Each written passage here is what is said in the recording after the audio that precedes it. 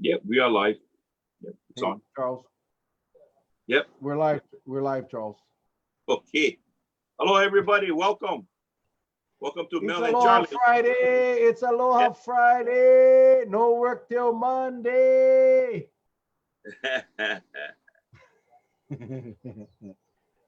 Yep. Anyway, welcome to Mel and Charlie Live. Let me get my stuff all set up here. All right, here we go. What's up? Oh, okay. We got a bunch of them on. All right, guys. Aloha. Thank you for joining us tonight. We got a jam-packed hour with you guys. We're having 4 council candidates tonight. Richard Fukushima starts off the evening. We got Donovan Cabebe, Jakki Nelson, and Debralynn DeSilva Carveiro. Wrapping it up at 7:45. So if you guys got questions, I know we got a lot of questions in throughout the evening. They have 10 minutes, as you know, to share their platform, their vision. And then Charlie and I only got 5 minutes for questions. So we know we cannot get to them all. So please take their contact information down, send them the email, call them up, have that heart to heart with them, because we're going to choose the next council. And it's going to be a very critical term. That next 2 years. Oh, there we go. I love that, Charlie. I love that. Next 2 years is going to be interesting and very difficult. So please share or start your watch party now. Yes, sir. So that we can get this thing to go viral. We have a ton of views on our last 2 nights because Yep. people are engaged and they want to learn about their candidates. And Charlie, I got to tell you, and I'm sure you're hearing the same thing, they really like this forum. They really like Yeah. this platform. That's one. Well, ladies and gentlemen, it's all about getting the information out. We try to do it the easiest way possible.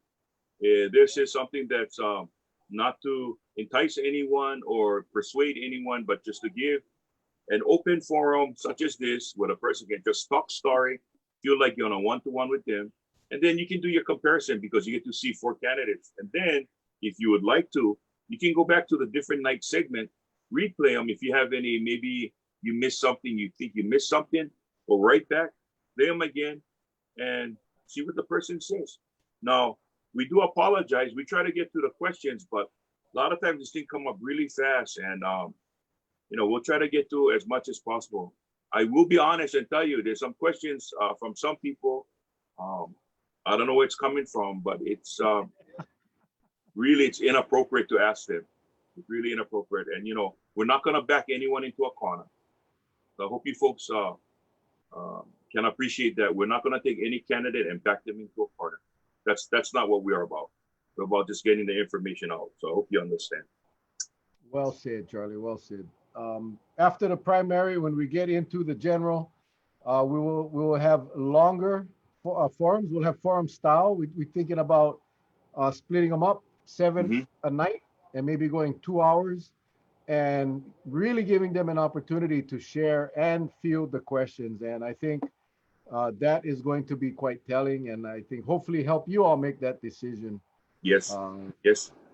As we get close to the election. So it's going to be very, very, very cool. Now tonight, I mean, it's every night we typically had an incumbent. Tonight we have 4 non-incumbents, and let me just say how we schedule these people. And when Charlie and I talked about this, we weren't going to play any favorites. We put the invitation out. As they responded, they were put in a time slot. That's how it is. That's how it works. That's how they got. So there was no strategy. It was just basically whoever emailed back RSVP, they went on the next available time slot. So yes, it's going to be fun tonight. We won't have an incumbent, so I'm looking forward to hearing the vision of though I think Richard Fukushima and Debralynn DeSilva Carveiro both ran in the past. Donovan Cabebe and Jakki, I think this is their first run, so I'm excited. Well, I'd like to say something really quick for your viewers out there. I'd like to commend my brother from another mother, Mr. Mel Raposo, for his dedication. He was out there in the morning. When I got there, he came right after, and he finished up the watch at today's drive to antibody testing today at the Kauai Beach Resort. It was hot, but we had a lot of cars. We had a lot of good responses, and the people went away feeling really good. That peace of mind right now, that peace of mind. I'm sorry, I'm not, Charlie, I'm not laughing at you. My daughter just said, text me, she said, please shave. I love my kids, man. I love my kids. My daughter's my little baby, you know, she's 24, gonna be 25, and still my little girl. So I will Yeah. shave, sweetie. I will shave. Thanks for watching, man. I appreciate my daughter watching. But yeah, Charlie, it was a great day today. A lot of Yep. work. Thanks to the volunteers again. I mean, you know, Dr. T and his crew, Kauai Beach Resort, uh, Kauai Gardenal Portable Toilet Rentals, and of course all the volunteers: Rhonda, Morris, Tyson, Moises, of course yourself, Charlie, and Terry. Terry Wilkerson. Wilkerson was the bomb. Yeah. Terry came up to test. She saw that we were kind of short-handed. She saw that I was flat. I was so tired running back and forth to those cars. I was flushed. I actually almost passed out. I think I was dehydrated. I went to go sit down, drink some water. I was going through my phone to see if I could find some contacts. And I know there were some of you that asked to help, and I didn't think we needed any.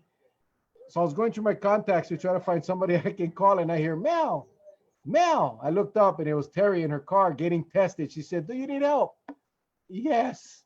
So Terry got out of her car after her test, and she stayed with us to the end. So, You know, I was Thank you. I was a typical county worker today. When I was getting hot, I just said, I'll go sit on the air conditioning car and watch. So I was doing my role as a county worker. but you know, it would not have. It would not have been possible. You know, it was so nice, Charlie. I know you've seen this. All of our viewers coming in and being able to put a name to a face and hearing all of you. And, you know, I was hoping we'd get a good response. And I got to tell you, the doctor was stoked. Like I said, 25 no-shows. We tested over 175 people. There were some that came up, Charlie, that didn't have insurance. Rhonda Morris paid for some of those. The doctor paid for some of those. So I think we got really close to 200, even with the no shows, because we did add on some. But the bottom line is you know, if not for all of you out there asking Charlie and I to help, this would have never been possible. And the doctor is talking about coming back possibly next month. You know, we're gonna wait and see how it's so cool. Now I see the names on the comments, and I remember talking to you guys today, and I didn't know you guys before today, so it's so cool. But anyway, we'll look at how our numbers go. You know, we got 4 new cases today, and we'll talk about the travel policy that just came out right after the last candidate. We'll recap, and Charlie will share about this new policy that the governor exposed or unveiled today. So just stay with us. Stay with us tonight for about 15 or 20 minutes, and then we will get through that. All right. We are going to be bringing on Richard Fukushima. And let's make sure he is, bam. And there is Richard Fukushima at the Golden Gate Bridge in San Francisco, California. All right, all right. Hey, Richard, thank you for joining us tonight. I appreciate you responding. And I know you know the format. It'll be 10 minutes of your time, Richard. You spend that time how you want. At 8 minutes, we're going to give you the 2-minute warning. At 9 minutes, we're going to give you the 1-minute warning. And when you see this, you're done. And then we're going to have about 5 minutes, just talk story with you, Charlie and I, trying to field some of the questions from the viewers. All clear? All clear. All right. So my wife, Patsy, is the timekeeper. We're going to go ready, set, go. Okay. Aloha and good evening. My name is Richard S. Fukushima, a resident of Kapa'a. I was born and raised in Kapa'a and attended Kapa'a Elementary and High School. I'm running for a seat as a Kauai County Council. I would appreciate your vote of confidence that you will cast for me on the primary election on August 8, 2020. I am not a politician, but a government-oriented person that have served in the United States Army Security Agency and in the Hawaii Army National Guard. I served as a business manager for over 20 years with Kauai Library District, maintaining 6 libraries and the bookmobile. The budget included personnel, accounting for line items like utilities and the book budget, and inventories for all the libraries. This is my 3rd attempt to attain a seat on the county council. The strength of people running for politics seem to promise a lot of things that they alone cannot accomplish. I do not promise anything that I cannot do, but will do my best to look after the concerns of the majority of the people of Kauai and Niihau. The major things like traffic, housing, houselessness will always be there. I have seen during the past 4 years, nothing much have changed. It takes a lot of money, of which the county of Kauai does not have. Federal funding is needed to improve the highways, and the land must be purchased. There are zoning laws and restrictions in building a highway. If it wasn't for the closure of the Lihue plantation, the Kapa'a bypass would not have been a reality. The contraflow idea was one of the best ways to solve part of the traffic problem, but it does not end there. There is a similar traffic congestion on the westbound out of Puhi in the afternoon. If there's a major accident on the highway, the traffic is stopped for many hours, sometimes up to 4 hours, leaving the people of Kauai speechless. The short bypass by the Lihue plantation mill in Lihue took over $10 million to build. The monies in the county budget are needed to support the programs and agencies running the programs for Kauai. Housing. The new subdivision in Hanamalu housing costs $400,000 plus. It is not affordable for most of the people of Kauai. Both spouses have to work 2 jobs to pay for the mortgage. What about the living expenses like utilities, vehicle, food, and shelter? It is also a major factor in the housing market. There aren't many jobs on Kauai that pays enough for people to afford a new home. The houseless are people who have chosen to live their lifestyle.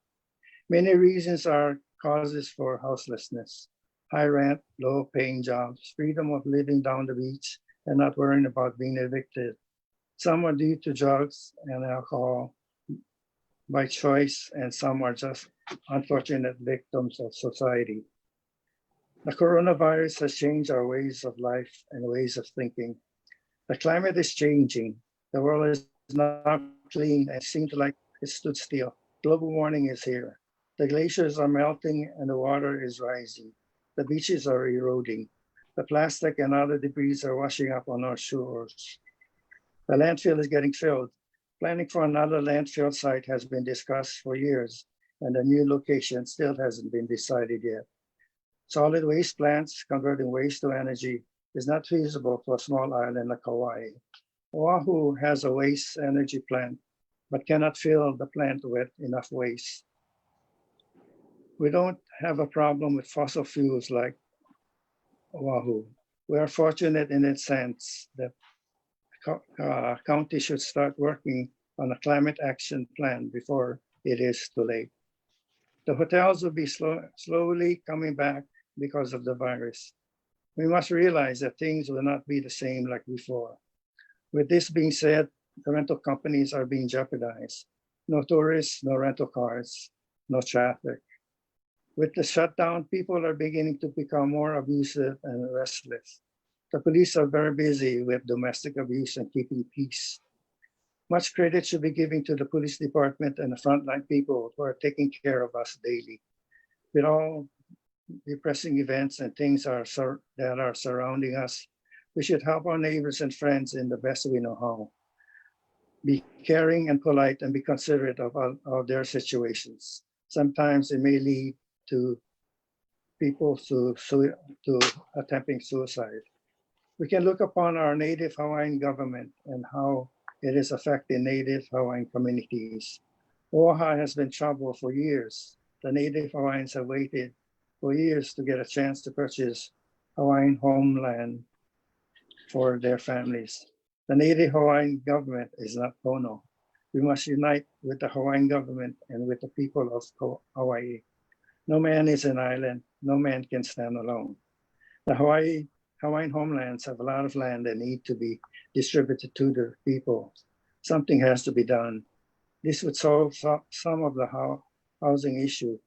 The current county council has been diligent in obtaining grants and funding to build affordable housing for some of the people of Hawaii. It is not enough. They are working on ADUs, additional dwelling units. The land is available for ADUs, but the cost of building and maintaining the units are costly.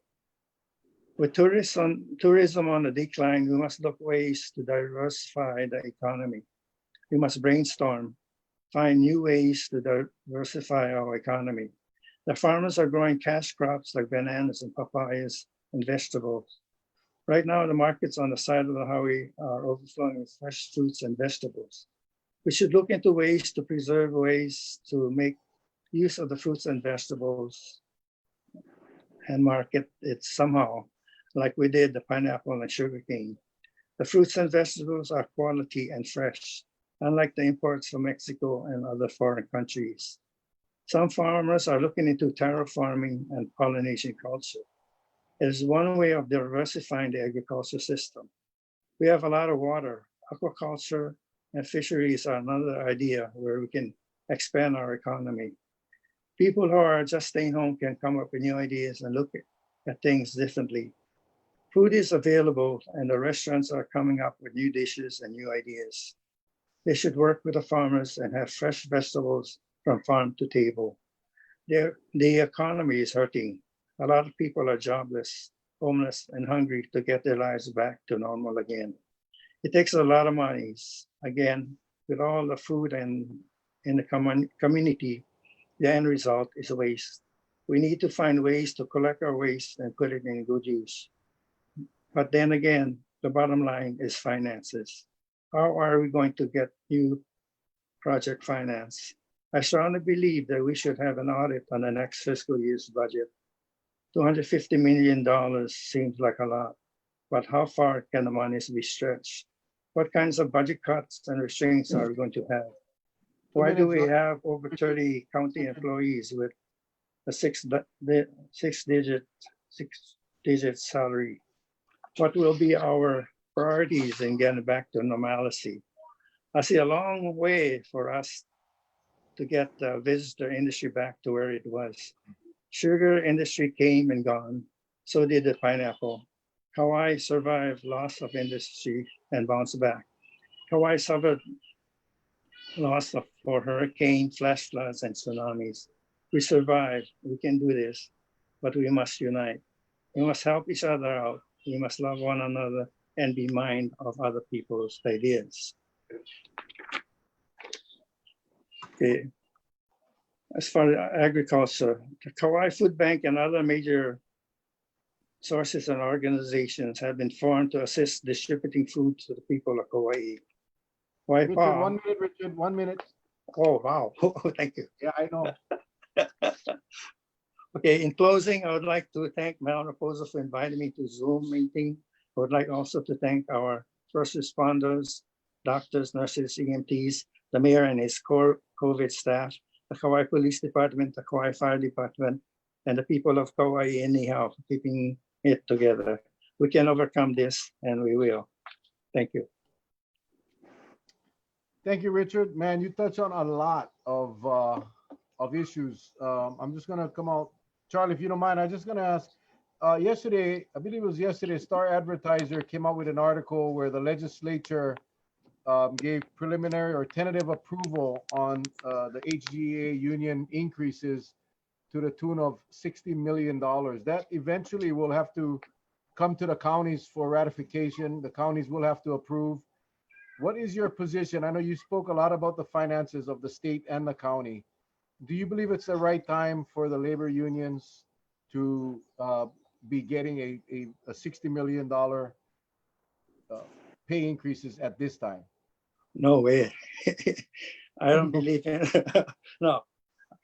When I was working as a state employee, after 20 years, I got re-engineered from an SR-15 to an SR-7. So the last 10 years of my 34 years, I got downgraded. You know, if I could have survived back then, the people can, in fact, they should evaluate the positions and not raise the salary at all. They should eliminate some of duplicate, you know, positions and save money on salary. The budget for the salaries is a couple of years ago, I looked at it, it was ridiculous. So it was about 80% of the budget as salaries. And it's still that way today. So it's very Charlie? sad. Okay. Mr. Fukushima, Yes, sir. you know, today the governor rolled out his plan to open up the tourism, or I should say visitors. And it sounds like for both non-resident as well as resident, that they're allowed to travel to Hawaii. And if they have pre-tested negative, they can come in with no quarantine. If they elect not to test, they got to go 14-day quarantine. Okay, how will it impact the economic future for Kauai and affect the health and safety? What's your feeling on it, knowing that they're going to open up and we're pretty much going to be in the same boat, I think. But what is your take on what the governor proposes?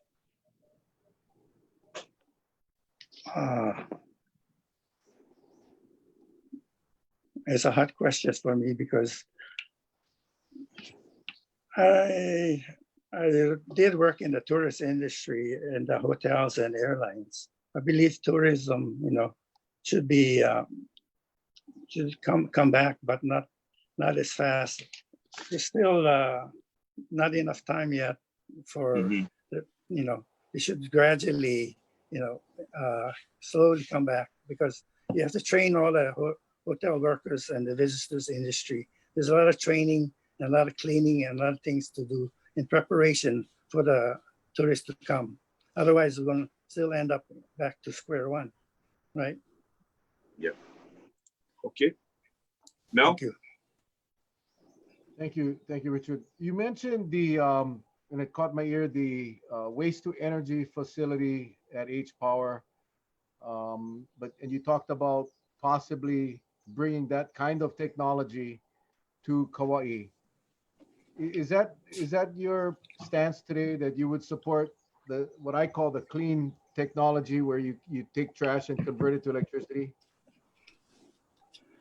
Yeah, look further into that. The cost of it is outrageous. Kauai don't have the monies to do that. But if they start like a curbside recycling in foreign countries like Korea, like that, they segregate all their, you know, all the waste. They have 3 different categories. They sort it off or be picked up. So they can start from there. And then I think like Honolulu, they didn't have enough waste to get the H Power, so, you know. So Kauai wouldn't, they said, they would waste the monies on Kauai to start something like that. Maybe on a small scale, but not on a large scale. Thank you. Oh, we got 1 minute left. So, Charlie, you got a question? Yes. How do you feel about our affordable homes? Do you think we have enough? We need more? What can be done to put more homes up so people can afford a home? What do you think, Mr. Fukushima? Yeah, affordable homes. We need more land, you know, open spaces, and like the other places, they have small homes, you know, it's just like box homes or like, you know, small, I think they had a lottery. They had a state lottery system for housing years ago. That's how I got my houses about 40 years ago. It was only about $30,000 for 3-bedroom homes. So if states can come up with projects in areas where they can build homes that would be, I mean, not 30,000, but at least $100,000 to start with. That would be more affordable than that $400,000 area. Okay. All right. Okay, doke. That is Thank the you. time, Mr. Fukushima. Thank you so much, man. I tell Thank you, I love your ideas. I wish you well, man. Work hard and I have keep it been. going, buddy. Thank Take you. care. Take Yeah. care. Mahalo. All right. Wow. All right. Next up, here we go in the fire round. Donovan Cabebe. Here we go. Boom. He should be on right about now. And ding dong, there he is, Mr. Khabib. Is it Khabibi or Khabib? Donovan, can you hear me? Can you hear me, Donovan? Can you hear us now? He's connecting to audio. Okay, okay, he should be on right about now. Boom. Can you hear us now? Boom. Yeah. Okay. Boom. I love it. All right, Donovan, thank you very much for joining us. I love it. You got your graphics up so people take your notes. KhabibiCan.com, 808-634-0807. So write that down. 10 minutes. You got 10 minutes, Donovan. At 8 minutes, I'll give you the 2 minute, then 1 minute, and then the pow. So with that, this is your time. 10 minutes, my friend. Go get them. All right. All right. All right. Lucky for me, I was paying attention Yes, I saw the you last on. couple of days, so I know what you guys is all about right now. Mahalo to Charlie and Mel, the both of you, outstanding that you folks have stepped up to create this platform that allows us, the community, to tap in and find out what's going on. Phenomenal. And I really appreciate it, especially under the circumstances that we have to deal with under the COVID-19. So with that, mahalos to everybody. Mahalo kia kua, mahalo na aumakua, mahalo kupuna, and mahalo to the greater community of Kauai for just being here and allowing me to do what I do and serve this community. So for those who don't know me, I'm a very walk the walk you talk kind of guy. And that's what I tend to not see happening with a lot of our government representatives and elected officials who will step up to the podium and say, we need to tighten our belt, we need to reduce our spending, we need to be more thoughtful about our waste, and aren't really reflecting those values and virtues in their own lives. So all those things that you hear people say over and over and over again, that's the focus of my life: cutting the fat, reducing my carbon footprint, and reducing the impact that I have on the environment. And those are the types of values that I'd like to bring to government as a county council representative, and start to get this train moving in the way that it talks. And so if our government is asking us to tighten our belts, then I think our government should take a good look at its own budget and how it's spending its money, which is our money, and do what is necessary and tighten the government's belt in order to make the budget work better for us. So definitely one of the issues that I look at is the budget, where we can reduce redundancies and get rid of the repetitive positions. You know, God forbid anybody should lose their jobs, but if we take a really good look at the budget, which, by the way, I would advocate for an independent auditor to come in and help the county council and the mayor's office do the audit. We don't have an outside independent auditor. We haven't had one, and there should be some type of check and balance with regards to auditing our budget. We should also have someone, an independent person, coming in and auditing each department to see where the redundancies are and where the accesses are. I can't trust, unfortunately, that the interdepartmental heads will give us an honest and accurate assessment about what's going on in there, just due to their intimate and close role and the responsibilities that they hold within that office. So having an outside eye taking a look at where we can reduce our redundancies and excesses are very important and is definitely something that the county council should advocate for and move forward with. Housing is a big issue for me. There is no affordable housing in Hawaii. And that is why the diaspora continues. That is why our local residents are no longer local residents, but outside residents and now visitors when they come back to Hawaii. And so it's key and essential for us to create affordable housing. And, I don't have the answers.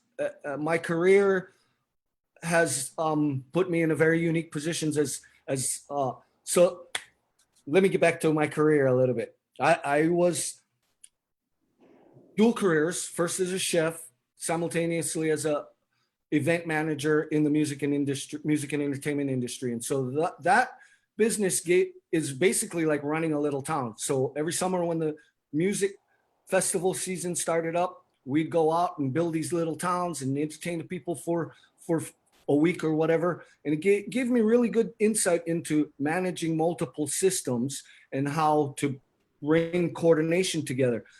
And so in my private life as an advocate, I tend to do a lot of work with a lot of different nonprofit organizations like Hawaii Seed, Center for Food Safety, Pesticide Action Network, and I've helped to bring a lot of attention to the various environmental causes that we face here in Hawaii. And so environmental issues are huge for me.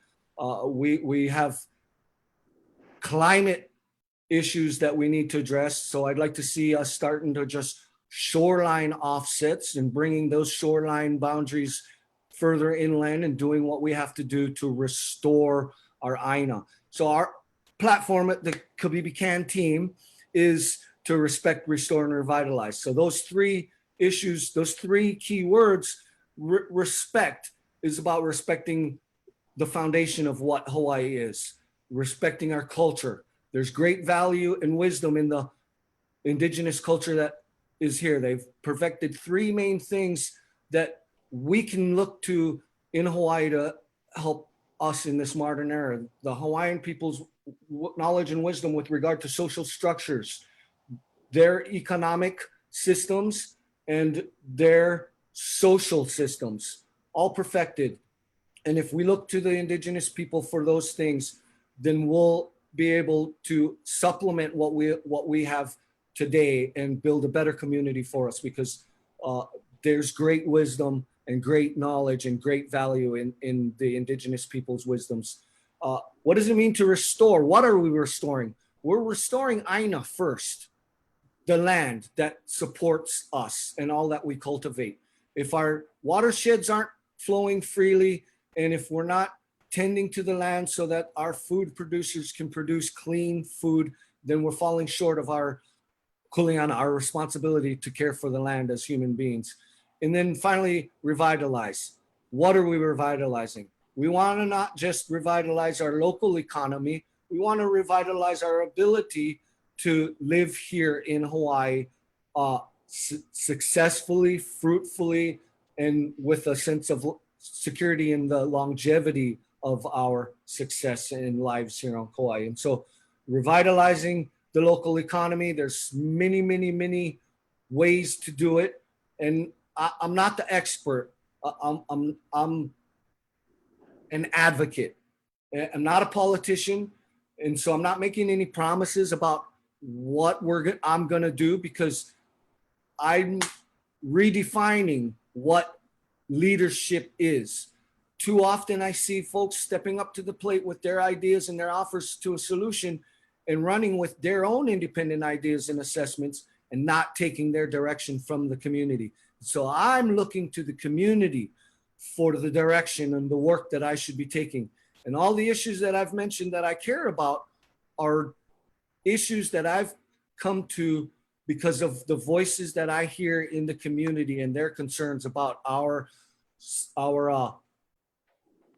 independence, our sovereignty, our food security, and our ability to rule our own home. And so in closing for my 10 minutes, my biggest concern, my biggest focus will be to work on creating a stronger home rule for Kauai so that decisions we want to make for our island can be made through the legislative process. So I'd like to work closely with our state representatives at the Senate and the House and encourage them to look at boosting legislation at the state level for our county so we can have home rule and make decisions that currently are restricting us from protecting our resources, our water, our land, and access to our land. So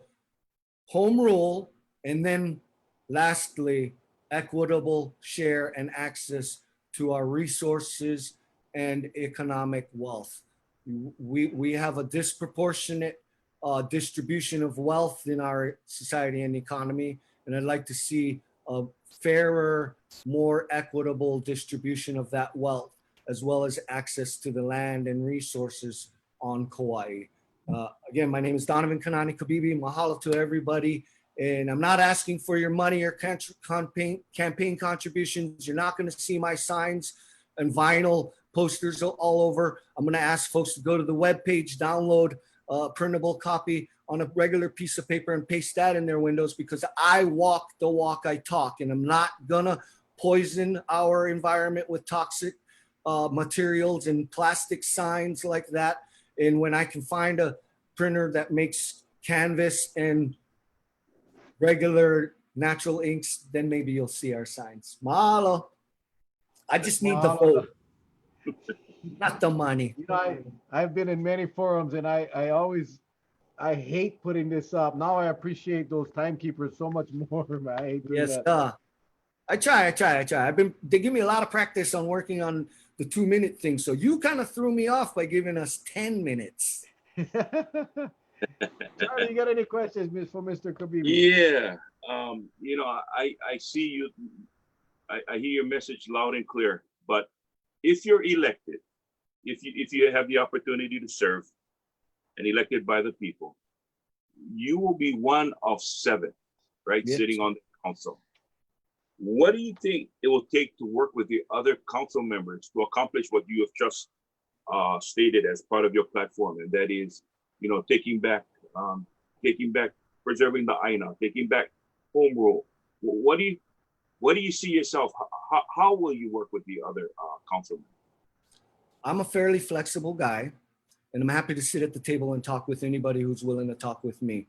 For me to get action happening, it'll require myself to keep my ego in check, for me to stand staunchly on the ambitions and the requests of the community members who have asked me to take up whatever cause it might be.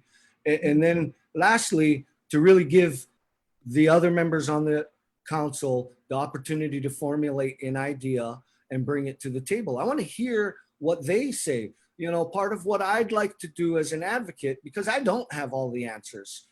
My experience and knowledge is limited because I'm one person.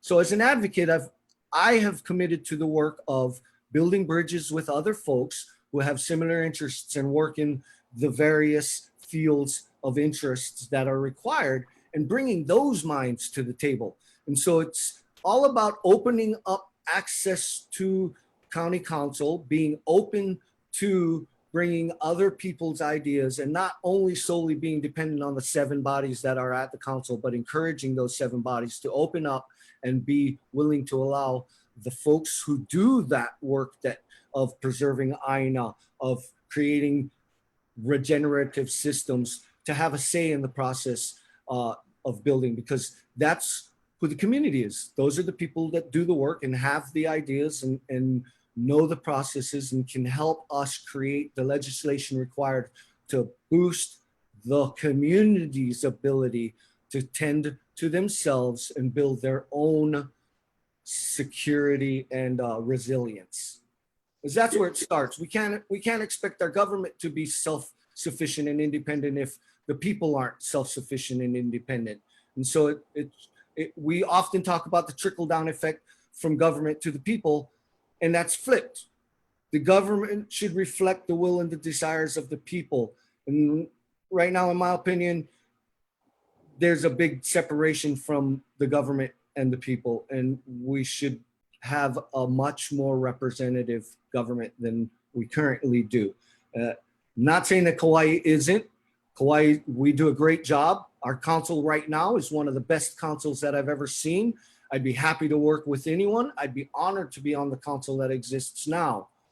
The new council that we're going to have is going to be a phenomenal entity because there's bound to be new people on there, regardless if I get on or not. There's bound to be new people on there who will bring fresh, new ideas to the table.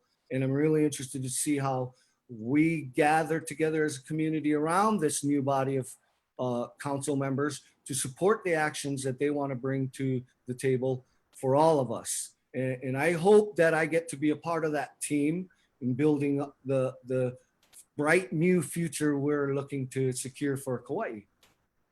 Okay. We probably got about 30 seconds on, and this one that you can probably answer real quick. You talked about reducing the carbon footprint. What are your ideas on how we on Kauai can do that? Real simple. A cap on the amount of automobiles that we have per household, and for the rental car companies. You know, there's no reason to have 5-6 cars. If you want to have those luxuries, then you should pay for them. You should be taxed for them. That's what I think. Thank you, Cars Donovan. and lots of other ideas. So you got the address. If you guys have questions, you can email me. I'm happy to respond to them. And you can even chit chat and call me.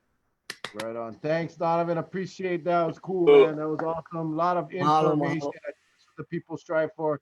Donovan at kabebecan.com, 808-634-0807. Thank you, sir. We'll Thank no you. doubt see you down Aloha. the road, buddy. Aloha. All right. Now we have Jakki Nelson. Oops, where did Jakki Nelson go? Where did Jakki Nelson go? Okay, we are going to bring up Deborah. I don't want to waste no time. I know Jakki was on and she's not, so we're gonna go with Deborah. Deborah, I hope you're ready because I see you in the waiting room. And here we go.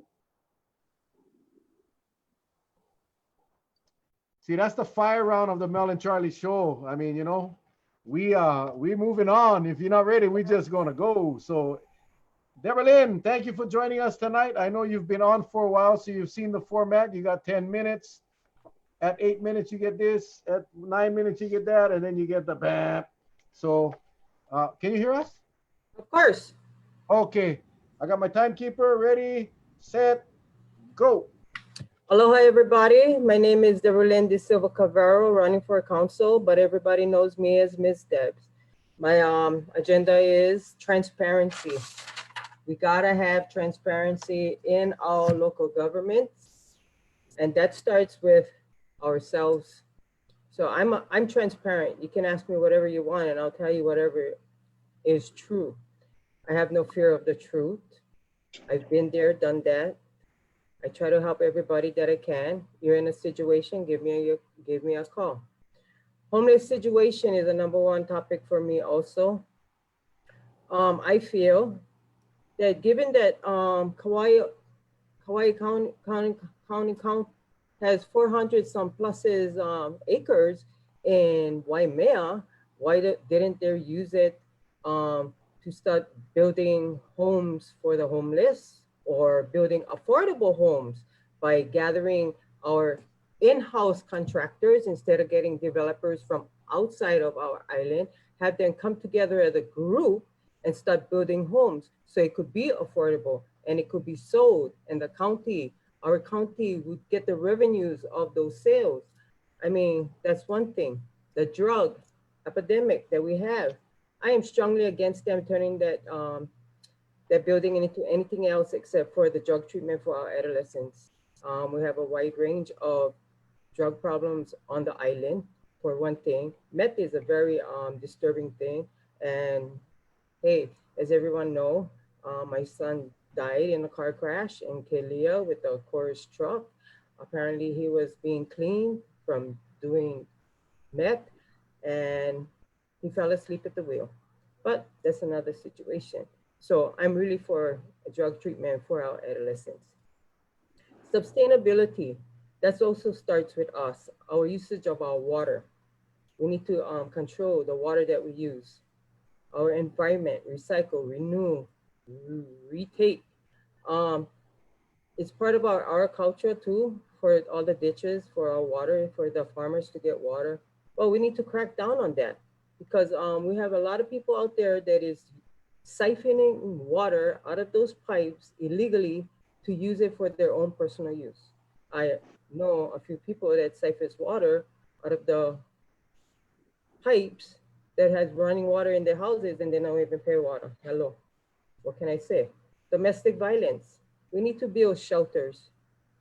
I've heard that in Kaneohe, they had built a community called the shelters, where single moms and kids go to so they can get together. It's an organization, it's a 501c3 organized charitable organization where they learn how to get back into the community, learn job skills. They have teaching of spiritual growth. I mean, they come together as an ohana, they work together. So I would like to see something like that done here too. Not only for the mothers, but there are fathers out there are taking care of their kids without the mothers.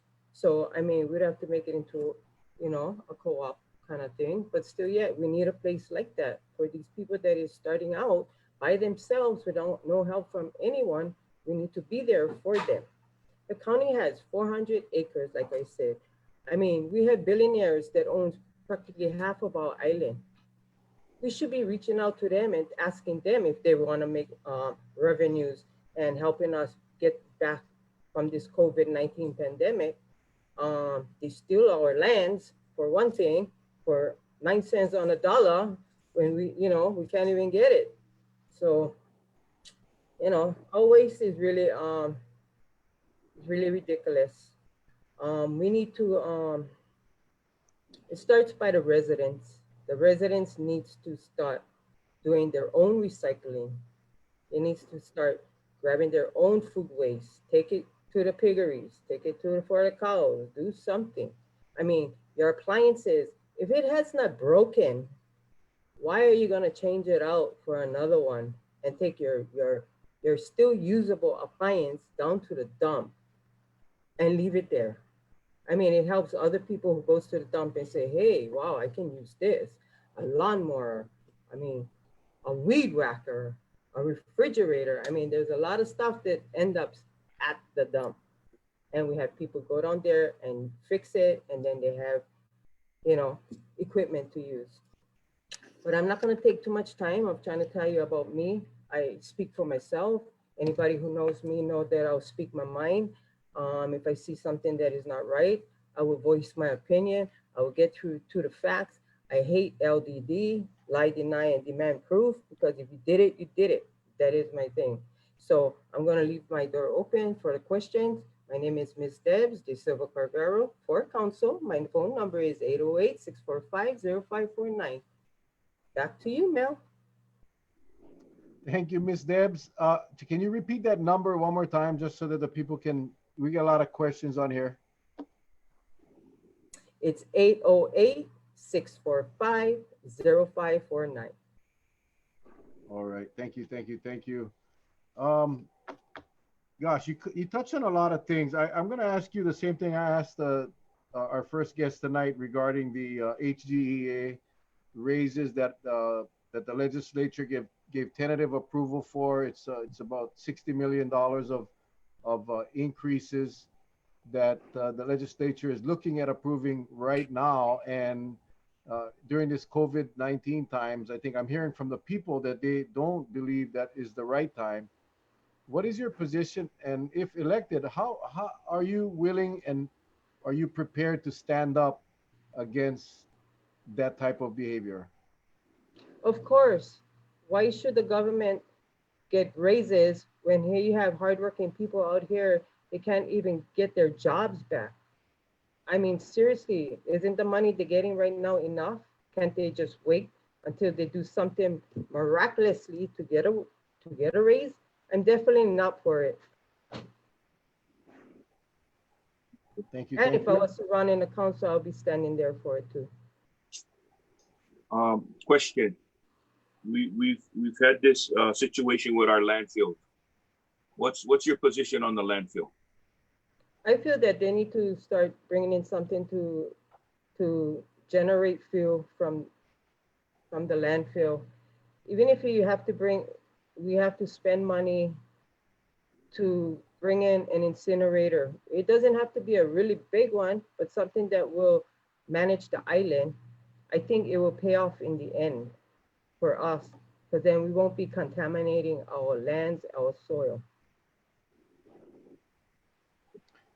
Yeah, that is a big discussion point. And right now the plan is to expand Kikaha or Mana for another 100 years.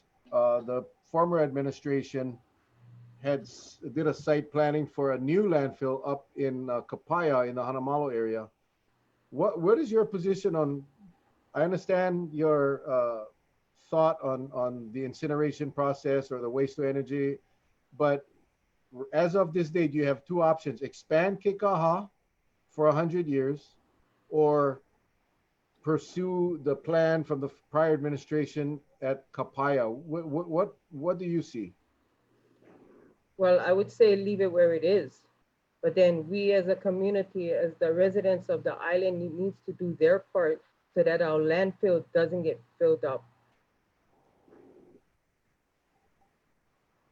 Okay, and so any ideas on recycling or basically Right, recycle. cutting back on the waste?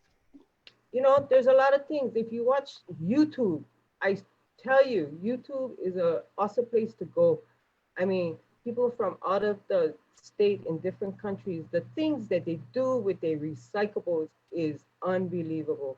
I mean, so we could recycle our plastics, we could recycle our food products, paper products, we can recycle them. You know what I mean? So I feel that if everybody gets together and come up with one solution and work it as a team, then it can get done. We have I asked this question earlier of the other candidates regarding today anyway, the governor's announcement about opening up for visitors, especially because on one hand, it was announced earlier prior to today that they were looking at pre-testing, and if nobody got a positive or nobody took a test, they wouldn't be allowed into the state.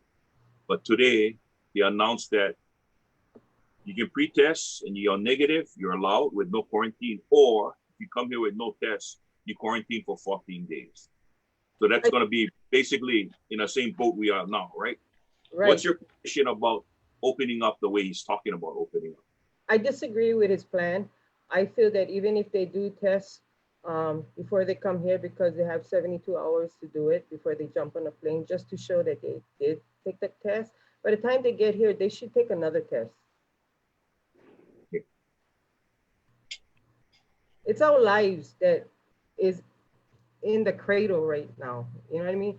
I mean, if Oahu doesn't want to take care of their residents the way that they're supposed to, I know Kauai wants to take care of our residents. We care about each other. We're like family. If somebody is down and under, we want to get there and help them. So if one person gets affected, it destroys the whole community because it's a chain reaction. It's a chain event. So I'm against what he says. Deb, you know, I'm sorry about your son, and I know you shared that earlier. So obviously we're very sorry about that. And I heard your position on the drug treatment center. You also mentioned affordable housing, and on that 400 acres. What do you consider as affordable? You're a local girl, you know, you got your family. What do you consider affordable? Well, if we had a program like they used to have before, it was something like the Habitat. They brought it in from Oahu. your sweat was your equity to get a house. They acquired the land for you, and then they add that into the package deal for the house. I think that would be great. Everybody come together and we just start building houses and building houses. I mean, I can imagine our contractors that we have here on the island, they would be more than willing to come together as a group and help build. And I think $168,000 is affordable housing. What was that? I'm sorry. $168,000 is affordable housing. Thank you. Charles? Yeah, now on the subject of housing, there's got to be a balance when houses are built to in ratio to the infrastructure, like sewage, water, roads. What's your take on all of those things? A lot of people, some people, you know, like just like the landfill, they don't want it in their backyard. They don't want a sewage plant in their backyard.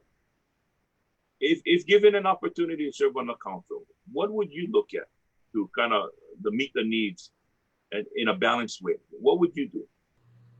I mean, we can a lot.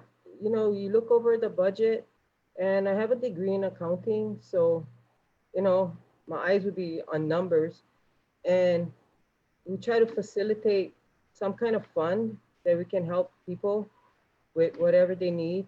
But we as Kauai, we need to help each other.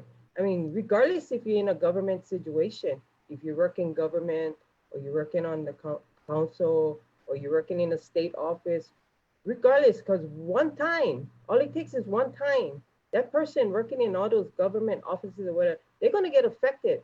And who do you think they're going to turn to? They're going to turn to the rest of the residents to get help, you know?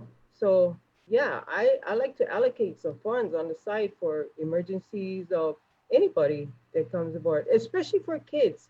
Let's say they're going to start getting the kids to go back to school. The state's been feeding the kids breakfast and lunch free now. Why can't they do that for all the kids in schools to eat free lunch while they're having their education? No child should go to school hungry. They cannot focus. They have to eat if they can't pay for it. That's one thing. Another thing is, yes, people should go back to work. I want our island to come back to normalcy, but we need to take care of us first before we can allow any tourists to come onto the island. I think everyone shares that sentiment, and we'll be talking about that after this show, after our post show. Oh gosh, my timekeeper just threw the salt shaker at me. So, Deborah, thank you. Best of luck. Good luck. Keep working hard. And all right, take care. Have a good night. Thank you. Aloha, everybody. And we're gonna bring on. Oh, where did Jakki go again? Why? Oh, I know what. I apologize, Jakki. I apologize. I just realized that I didn't scroll down. Oh my God, I feel so bad. Gosh. There she is. There she is. Jakki, I am so sorry. I am so sorry. I was wondering why every time when I put it back in the waiting room, Jakki disappeared. Well, because I gotta scroll down to find Jakki. I did. Oh, please share. Yeah, I thought you was gonna say give Mel the demerit. Unmute your audio. Okay, there we go. It's coming. She's coming on. Okay, can you hear us now? I can hear you. How's my volume? Yeah, good. Now we can hear you. Perfect. Okay. I hope you heard me apologize. You know, one thing about me, if I screw up, I admit I screwed up, and I'm so sorry. Forgive No me, need but to apologize. I'm not super tech savvy. I wanted to be listening in on the Zoom before I joined, and I couldn't figure out how to do both. So I've just you have to I'll do it have on to- Facebook Live. You got to watch it on the Facebook Live. So yeah, I that's tried okay. to get in and couldn't. the consolation is you are the closer tonight. You are the closer. So you gosh. are the last one that the people are going to hear. Okay, all right. So with that, real quick, Jakki, you got 10 minutes to share whatever you want. At 8 minutes, I'll give you the 2-minute warning. Then you'll get the 1 minute at 9. And then when you get this, your 10 minutes are over. And then we'll go into a 5-minute general session and talk about whatever. So with that, Okay. timekeeper, are you ready, timekeeper? Ready, set, go. All right. Thank you, Mel. Thank you, Charlie, for hosting this forum. I am just truly grateful for the opportunity to discuss the prospects for our county as we navigate through these unprecedented and challenging times.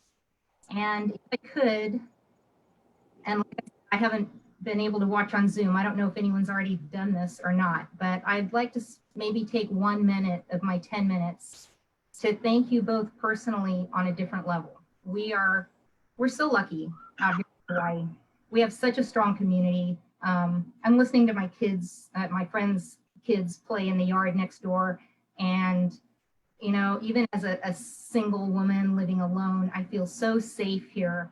And I just don't think that people take the time to thank their law enforcement community enough.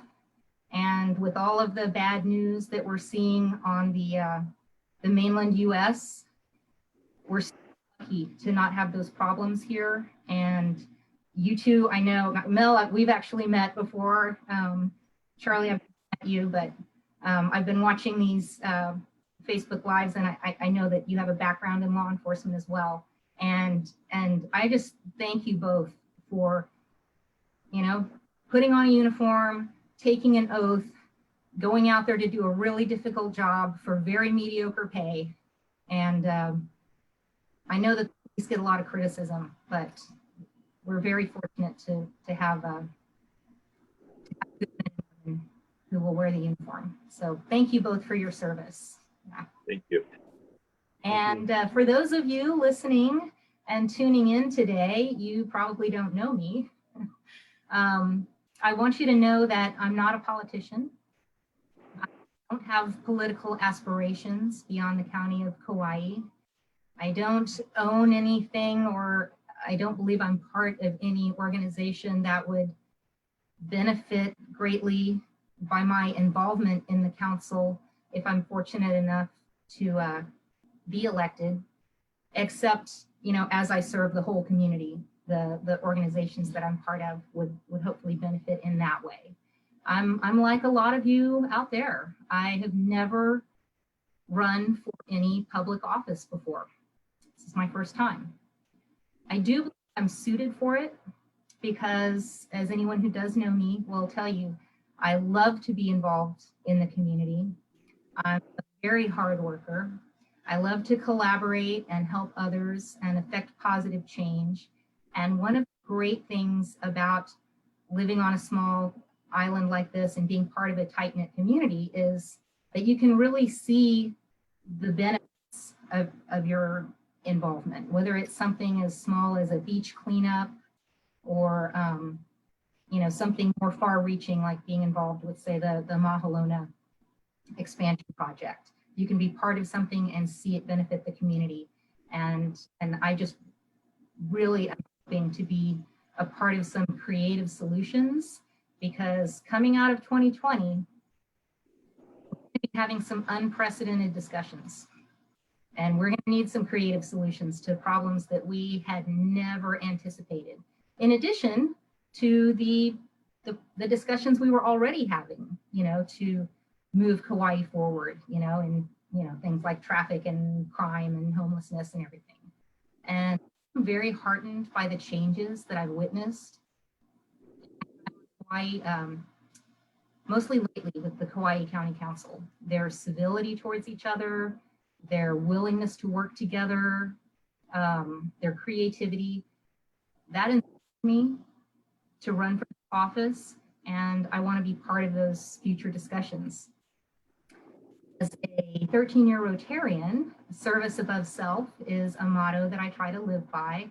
I was also raised that way. My father was a Rotarian and he was a dentist, and he would take me out into the community when he did free oral surgeries to underserved populations, and I would be his little dental assistant. And I was always raised that you have something to give, whether it's extra time or extra money. In my life, I've usually had extra time, not so much extra money. You need to give some of that back. And if elected to the county council, if I'm so fortunate, I would plan to treat it as a full-time job. You would see me everywhere, public events, farmers markets. Actually, I've already been working at the Grove Farm, the Puhi Market, in sort of a work trade with a friend of mine who's a beekeeper. I love what they're doing over there. I love that the markets are reopening. You would see me at art walks, any public meetings. I don't turn down invitations to be part of any discussion. And as your council member, you could expect me to bring the conversation to you. I would not expect you to have to tune into meetings or, check my website or anything like that to stay involved. I would want to come talk to you and be very and very transparent and very involved. Also part of my community service, well, I'm a member of the Kapaa Business Association. So I do a lot of work in town and with the Art Walk and Coconut Festival. I volunteer for Boys and Girls Club, Friends of Kamalani, the Kauai Marathon, which is actually going to be virtual this year.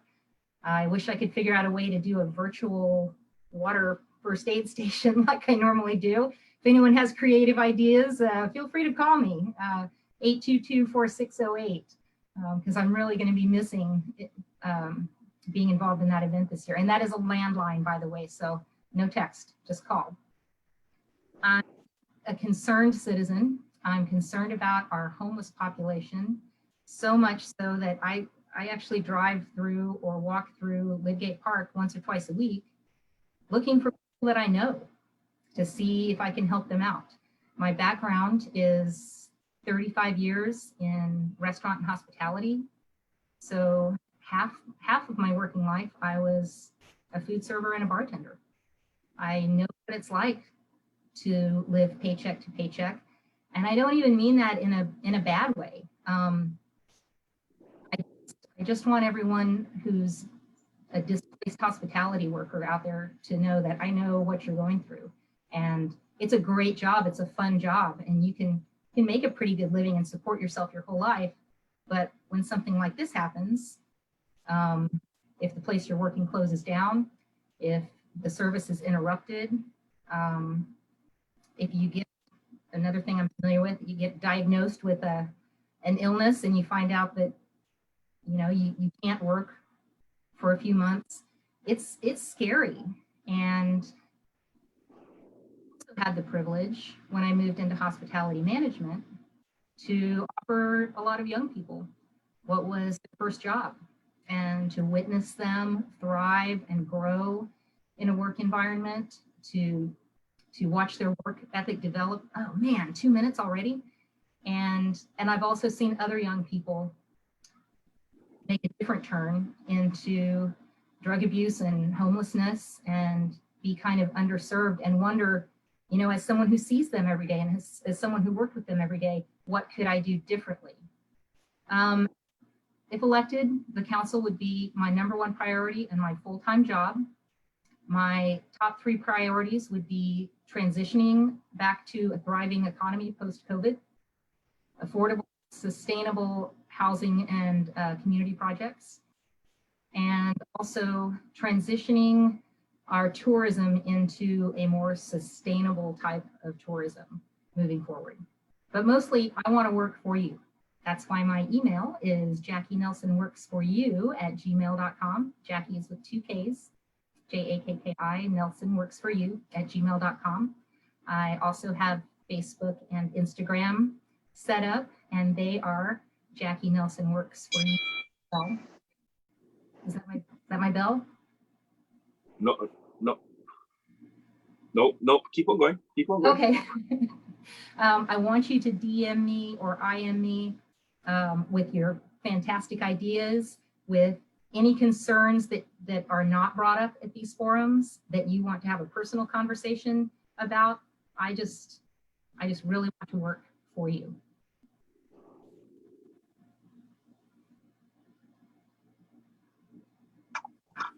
Thank you very much. I was muted, so that bell was not me. I don't know Oh, who okay. that I was. thought that was my shut up. No, we No. use this here. We use this here. Oh, But okay. When anyway, I was, thanks, they Jackie. turned off And my mic at the Just Transition Hawaii Coalition Forum because I kept talking and I was like, darn it, I went over yeah, time. no, we're good with cutting people off, but I hate doing it though. Again, and again, to all of you candidates, I know some of you are still out there watching. Put your contact information in the comment box for everybody to see. But I have a question. You talked about the homeless, and we all know it's a growing problem here and throughout the state. How do you, what do you think the county should do in the way of the homeless and houseless problem here on Kauai? What would you propose or advocate for if you become elected as a council member? Well, first of all, not even being a council member, like I just said, we have tried to, during the pandemic, I guess for safety reasons, they decided to try to relocate a lot of our homeless population to Lidgate and Salt Pond. And when I found this out, I went down there. I was also part of a couple of projects to give them some soap and bandanas and things like that they need. But I was looking honestly for people that I knew, former coworkers, people who are not always homeless, but from time to time houseless, to see if, do they need to stay for a couple of nights? Do they need to take a shower? Do they want me to take them to a grocery store? Do they want to come over and do laundry?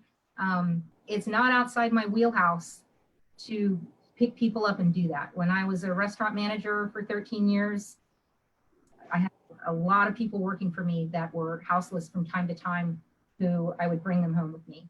Now, I don't recommend just going and picking up a stranger, bringing them to your home, but I think there's a lot of us out there who could do something like that and help someone out.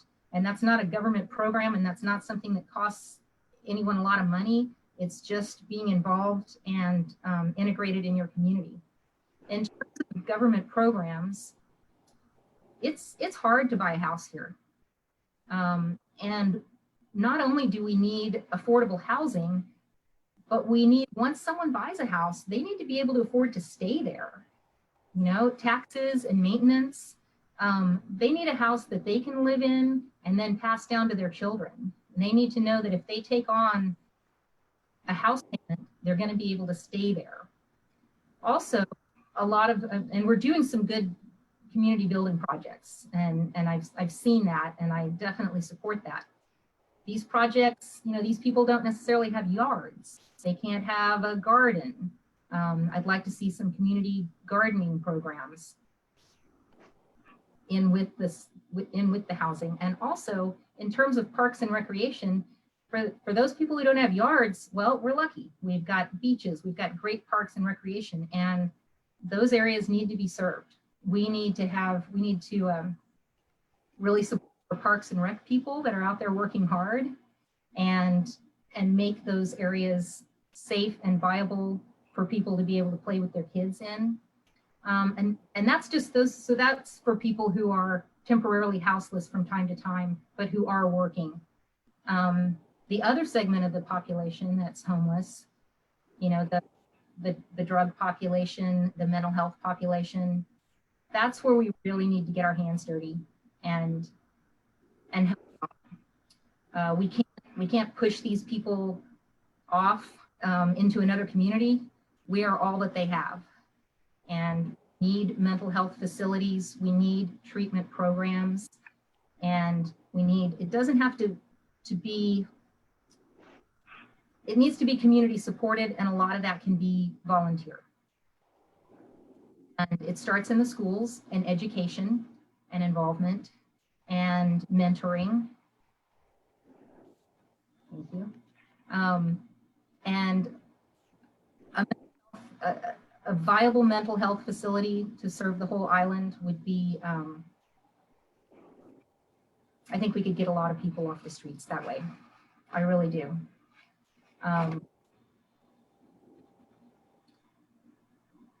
Okay. It could be part of the Mahalona expansion. That would be a great drug treatment opportunity, I believe. Charlie? Yes. Well, let me ask you. You know, while speaking along those lines, I want to shift to county government. What it takes to run a government. If you're given that ability to serve, and with the pandemic, it's basically upon us, revenues. Where's the revenues going to come from? So we talked a lot about property taxes. What's your take on the property taxes? Too much, too little? What would you like to see? I don't think we can raise them. And I know that we need money. We're going to be going into next year at a deficit. It's going to take us a while to climb out of this. Revenues can be generated in, say, I know that we need to improve our infrastructure and move some of it more inland. Okay. Go ahead and go take about 10, 15 seconds and wrap that up, Jakki. Yeah, and so let's say that, I mean, we can't expand our roads. Traffic's not going to get any better. We can't expand, you know, through any road that we expand, and any section of the highway we expand still has to get narrowed down. You know, it goes through Kapa'a.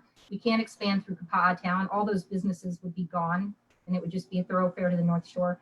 So we're going to have to expand our road system up higher, which means, you know, power line, tree tunnel. And to finance that, my suggestion would be a toll road. Okay. I think we can raise thank our you. property We gotta taxes go. too. We gotta go. Sorry, Jakki. We'll try and do this again, but I appreciate Don't be you sorry, I'm an joining us. amateur at this. No, man, you did well. You did really well. Appreciate you taking the time and joining us. And good luck. Keep working hard, and wish you the best come Thank you. election day. Jackie Nelson works for you at gmail.com. I'll put it in the chat right now. Got Thank it. you. Thank you so much. Wow. Another awesome night. Another awesome night. Some candidates that I think many of us did not know about, did not know who they were. And we get a nice dose of some new people. And I like it, Charlie. I like it. Yeah. Yeah. You know, I think, you know, we've got, again, every night there's always something different, which is good. It's not the same old. Yeah. It causes the brain, you know, it causes definite stimulation for sure. That, you know, you know, maybe something that we would take for granted before. Some people said some things that, hey, I even kind of jogged my mind to say, hey, maybe we should take a look at it. I mean, that's not far-fetched. I mean, like, remember, I always told you, Mel, I always told you this, as long as you don't talk about Area 51, I'm fine. Yes. Yeah. You talk about Area 51, then. And we haven't had that yet. And I agree, Charlie. Some of the ideas, you know, and that's you know, when you come up with so many new people running, you know, these forums, 2 minutes. You again, after you introduce yourself, your wife, and you thank everybody, there's not much time to talk about any issues. With 10 solid minutes, they have to. I mean, you can only thank so many people. You can only have so many wives and kids. So you're forced to talk about issues. And that's what we've heard for the last 3 nights is issues from every single one of our guests. And just before we go on, because I know we want to touch on the travel, tomorrow night we have Kipu Kaikuli, Rory Parker, and Billy DeCosta. We only have 3 tomorrow night, so it's going to be a short night, but of course our recap is always fun. So Yeah. Well, you know, I'm glad our candidates, none of them have 20 kids, 45 grandkids, and about 52 great grandkids, because I think it's going to take a half an hour to thank everybody. But I said they brought up some things that really has jogged my mind. I mean, I'm serious. I would have never given it a second thought before, but definitely something to look at. Nothing to sneeze at, especially. Really good. Yeah, Okay, I mean, it's just awesome, and I cannot wait. Friday we'll have Arrow Conachero, Victoria Franks, and we just booked Bernard Cavallo. Bernard has gone through a lot. He lost his dad but his son just had a brand new baby, so he's a brand new papa today. So he's scheduled for Friday at 7:45. So that's our schedule for the rest of the week. But tomorrow night should be fun. Charlie, let's talk about the governor's quarantine policy that he just announced today. I knew it was coming. We were told, like you said, Charlie, we were told that you either get your test or you don't get on the plane. That's what he said. That's what the state said. That's what everybody thought. Again, you know, the bait and switch. I don't like bait and switch. I don't like you sell me something, and when I go pick them up, it's something else. And that's what we got. That's what we got. Well, I tell you why I felt the need for speed on this one. Because what came out today is plain and simple. And I know a lot of people watching, but what came out today is that you get pre-tested, you come out negative, you fly over, no quarantine. But if you refuse to get tested, you fly over, you will get quarantined. Right now, as it stands, we have a quarantine program that doesn't seem to be working. So now you can get two visitors standing side by side, one who tested negative and the other who didn't quarantine, violating quarantine. A lot of us have been the eyes and ears for the government to track these people down. How are you going to tell them apart now? That's the problem. They just want to make a bigger problem by doing what they did today.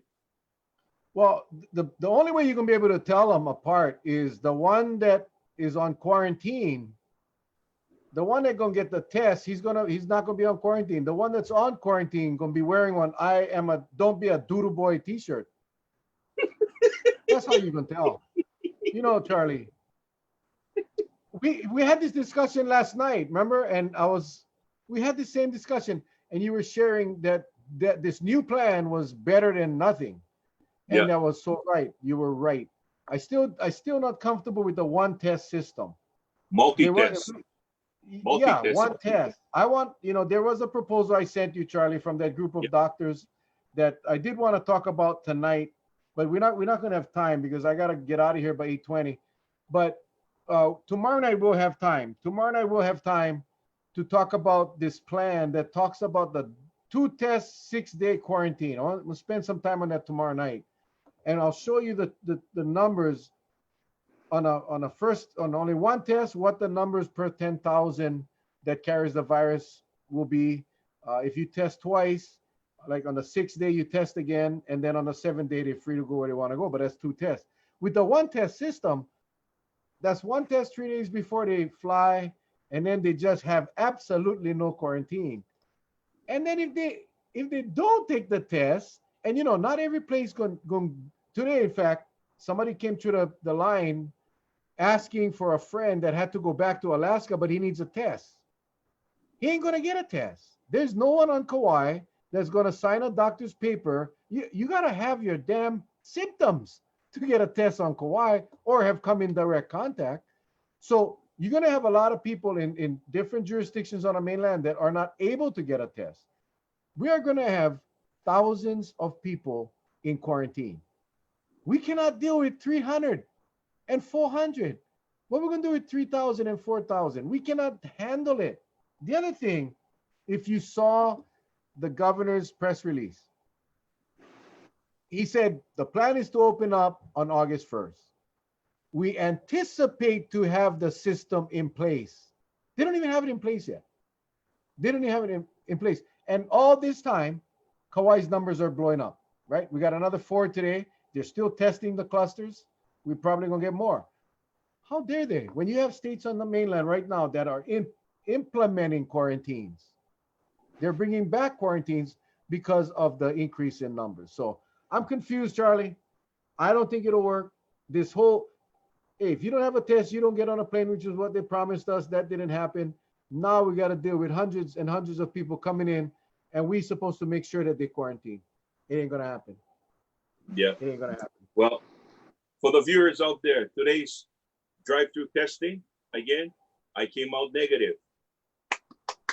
But that's what I didn't want, and I'm sorry. I was hoping I was positive, and that means I would have the antibodies, right?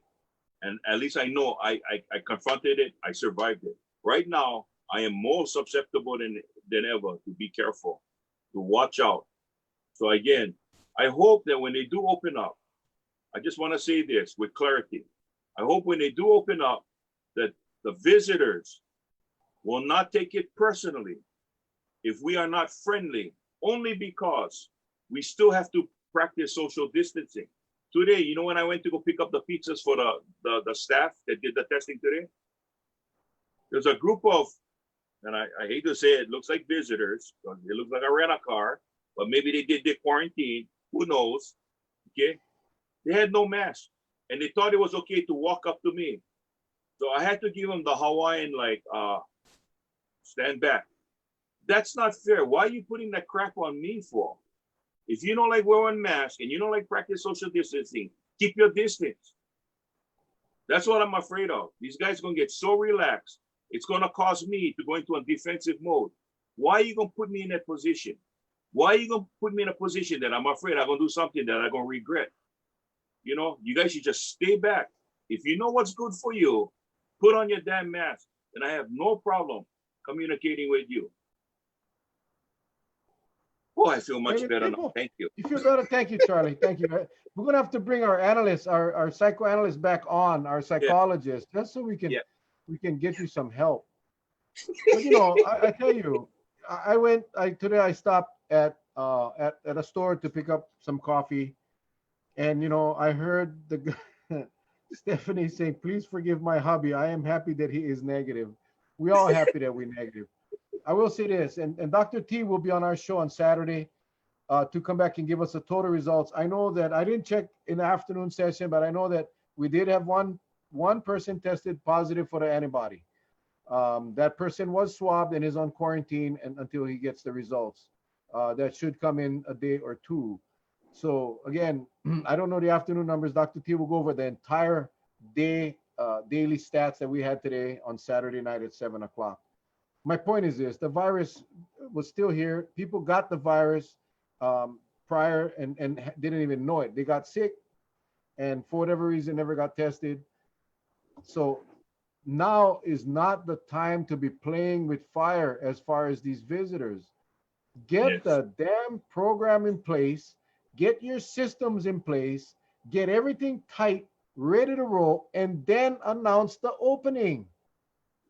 Stop putting the cart before the horse. You guys are out there so willing, so excited, because you got to tell the visit industry something. These lobbyists and these leaders in the visit industry, you feel obligated to them at our expense. And I don't like that.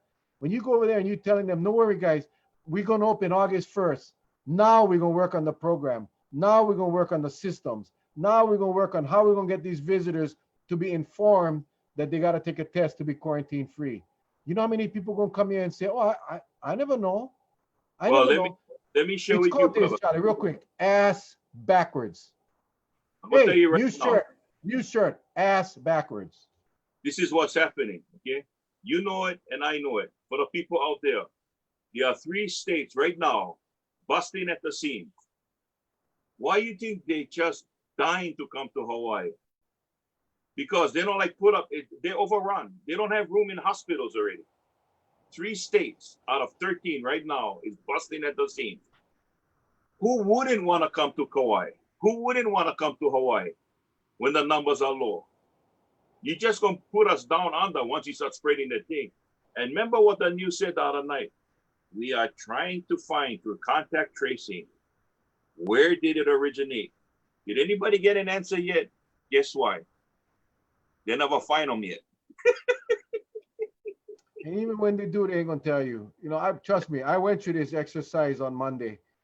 They don't know. The contact tracing isn't working. I mean, contact tracing may work to find people within that household or neighborhood, but they're not going further beyond. And that's where, that's where Charlie and I and our resources come into play. And we relay the information to the state when we get them to our good friend, Sarah Blaine, Chief of Staff for Mayor Kawakami. So we do our share. We all got to do your share. Rather than post on Facebook, let the authorities know. Facebook ain't going to do nothing. But They said Hawaii was a safe place today.